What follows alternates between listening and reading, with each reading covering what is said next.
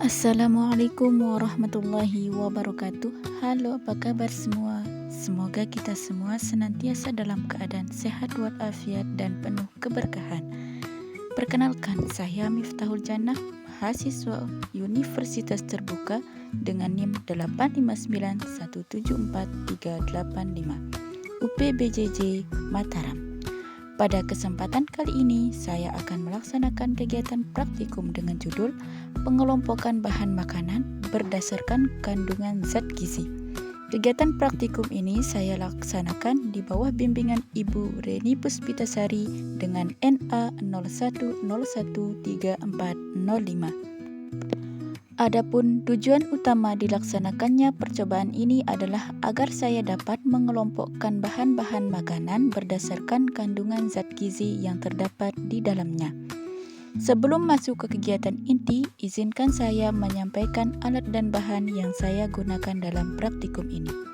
Alat yang digunakan antara lain 1. 4 buah wadah atau mangkuk yang telah saya beri label bertuliskan kelompok karbohidrat, kelompok protein, kelompok lemak, dan kelompok vitamin. 2. Lembar kerja atau tabel pengamatan untuk mencatat hasil pengelompokan. 3. Alat tulis berupa pulpen dan pensil. Sedangkan bahan yang saya gunakan terdiri dari 21 jenis bahan, yaitu nasi, kangkung, telur, ikan asin, tahu, tempe, buah salak, jeruk, susu, terong bulat, kelapa tua atau kelapa parut, tomat, udang kecil, keju, minyak goreng, gula merah atau gula aren, gula pasir, talas, singkong, pisang, dan bayam.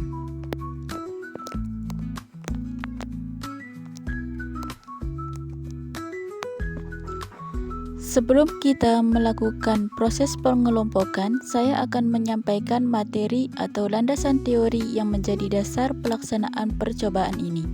Hal ini penting agar kita paham alasan mengapa bahan makanan dikelompokkan demikian. Secara ilmiah, zat gizi adalah zat kimia yang terdapat di dalam makanan yang dibutuhkan oleh tubuh untuk pertumbuhan, pemeliharaan kesehatan, dan mengganti jaringan tubuh yang rusak. Zat gizi diklasifikasikan menjadi dua kelompok besar, yaitu zat gizi makro yang dibutuhkan tubuh dalam jumlah banyak dan zat gizi mikro yang dibutuhkan dalam jumlah sedikit namun sangat penting. Berikut adalah pembahasan rinci mengenai 4 kelompok zat gizi utama yang menjadi fokus percobaan ini beserta fungsinya. Yang pertama, karbohidrat. Karbohidrat adalah senyawa organik penyusun utama makanan kita, merupakan sumber energi utama bagi tubuh manusia. Setiap 1 gram karbohidrat dapat menghasilkan 4 kalori energi. Karbohidrat berfungsi sebagai sumber energi utama bagi tubuh. Biasanya terdapat pada makanan pokok, umbi-umbian, buah-buahan yang manis, dan gula. Yang kedua, protein. Protein adalah senyawa kompleks yang mengandung unsur nitrogen yang tidak dimiliki oleh zat gizi lain. Protein dikenal sebagai zat pembangun tubuh. Protein berfungsi sebagai zat pembangun sel dan jaringan tubuh. Sangat dibutuhkan untuk pertumbuhan dan perbaikan sel. Ada pada sumber makanan hewani maupun nabati. Yang ketiga, lemak. Lemak memiliki struktur kimia yang sama dengan karbohidrat namun lebih padat energi. Setiap 1 gram lemak menghasilkan 9 kalori, 2 kali lipat lebih banyak dari karbohidrat. Yang ketiga, lemak. Lemak memiliki struktur kimia yang sama dengan karbohidrat namun lebih padat energi. Setiap 1 gram lemak menghasilkan 9 kalori, 2 kali lipat lebih banyak dari karbohidrat. Lemak berfungsi sebagai cadangan energi, pelarut vitamin tertentu dan melindungi organ tubuh. Banyak terdapat pada minyak, santan, susu, dan produk olahannya. Yang keempat adalah vitamin. Vitamin adalah zat pengatur yang dibutuhkan dalam jumlah sangat kecil namun sangat menentukan kesehatan. Tidak menghasilkan energi, tetapi mengatur proses tubuh. Vitamin berfungsi sebagai zat pengatur agar proses dalam tubuh berjalan lancar dan menjaga daya tahan tubuh. Banyak terdapat pada sayuran dan buah-buahan. Hal terpenting yang harus dipahami dari materi ini adalah hampir semua bahan makanan mengandung lebih dari satu jenis zat gizi, hanya kadarnya yang berbeda. Tidak ada makanan yang isinya murni satu zat saja, kecuali gula pasir atau minyak goreng murni. Berdasarkan pemahaman materi inilah kita akan melakukan pengelompokan. Berikut adalah alat-alat dan bahan yang akan kita gunakan dalam kegiatan praktikum pengelompokan bahan makanan berdasarkan kandungan zat gizi. Setelah alat dan bahan yang akan kita gunakan dalam praktikum ini sudah siap dan lengkap, maka selanjutnya kita akan melakukan kegiatan pengelompokan 21 jenis bahan makanan sesuai kandungan zat gizi yang terkandung di dalamnya. Pengelompokan yang pertama adalah pengelompokan bahan makanan yang mengandung karbohidrat, antara lain nasi, talas, singkong, pisang, jeruk, salak, tomat, susu, tempe, kelapa tua atau kelapa parut, gula pasir, gula aren atau gula merah, dan inilah bahan-bahan makanan yang mengandung karbohidrat yang menjadi sumber energi utama bagi tubuh. Terlihat bahan makanan pokok dan buah-buahan yang mendominasi kelompok ini.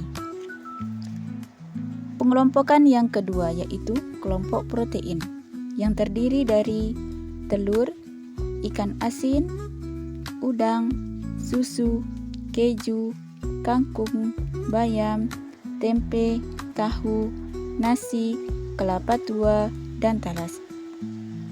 Ini adalah bahan-bahan makanan yang mengandung protein. Setelah pengelompokan karbohidrat dan protein, selanjutnya kita ke pengelompokan yang ketiga, yaitu pengelompokan bahan-bahan makanan yang mengandung lemak. Terdiri dari minyak goreng, kelapa tua, telur yang bagian kuningnya, ikan asin, udang, susu, keju, tempe, dan tahu. Inilah bahan-bahan makanan yang mengandung zat lemak. Meskipun sangat kaya energi, mengonsumsinya harus dalam jumlah yang wajar agar tidak menimbulkan penumpukan lemak berlebih dalam tubuh kita. Dan pengelompokan yang terakhir adalah pengelompokan bahan makanan yang mengandung vitamin. Di antara itu yang pertama kangkung, bayam, terong bulat, tomat, jeruk, pisang, salak, nasi, telur, ikan asin, udang, susu, keju, singkong, talas, kelapa tua, gula merah atau gula aren, tempe, dan tahu. Inilah bahan-bahan makanan yang mengandung vitamin. Hampir seluruh makanan atau bahan makanan mengandung vitamin. Hal ini membuktikan bahwa asupan sayur dan buah sangat krusial, karena zat pengatur ini dibutuhkan oleh tubuh dalam setiap prosesnya. Dan hanya minyak goreng dan gula pasir yang tidak mengandung vitamin, karena kedua bahan ini sudah diolah hingga menjadi zat murni energi saja. Setelah seluruh kegiatan pengelompokan selesai dilakukan dan kita bahas materinya secara mendalam, maka dapat saya tarik kesimpulan sebagai berikut. 1. Setiap bahan makanan memiliki kandungan zat gizi yang beragam. Ada yang bersifat tunggal seperti gula pasir dan minyak goreng, namun sebagian besar bersifat majemuk atau campuran. Artinya satu jenis makanan mengandung lebih dari satu zat gizi sekaligus. 2. Dari 21 jenis bahan makanan yang diamati, seluruhnya berhasil dikelompokkan ke dalam 4 kelompok zat gizi utama, yaitu karbohidrat, protein, lemak, dan vitamin, sesuai dengan kandungan yang terdapat di dalamnya. Yang ketiga, berdasarkan hasil pengelompokan diketahui bahwa setiap zat gizi memiliki fungsi masing-masing namun saling melengkapi. Tidak ada satupun jenis makanan yang mengandung semua zat gizi dalam jumlah cukup untuk memenuhi kebutuhan tubuh seutuhnya. Oleh karena itu, kita perlu mengonsumsi beragam jenis makanan agar mendapatkan gizi yang seimbang dan lengkap. Demikianlah seluruh rangkaian kegiatan praktikum pengelompokan bahan makanan berdasarkan kandungan zat gizi yang telah saya laksanakan dengan lengkap, mulai dari persiapan alat dan bahan, penyajian materi dan teori, proses pengelompokan, pembahasan hasil, hingga penarikan kesimpulan. Saya menyadari bahwa dalam penyampaian materi maupun pelaksanaan kegiatan ini mungkin terdapat kekurangan atau hal yang belum sempurna. Oleh karena itu, saya memohon maaf yang sebesar-besarnya. Besar harapan saya kegiatan ini dapat bermanfaat dan menjadi sarana pembelajaran yang baik bagi saya maupun teman-teman sekalian. Atas perhatian, arahan, dan bimbingan Ibu dosen pembimbing, saya ucapkan terima kasih yang sebesar-besarnya. Wassalamualaikum warahmatullahi wabarakatuh.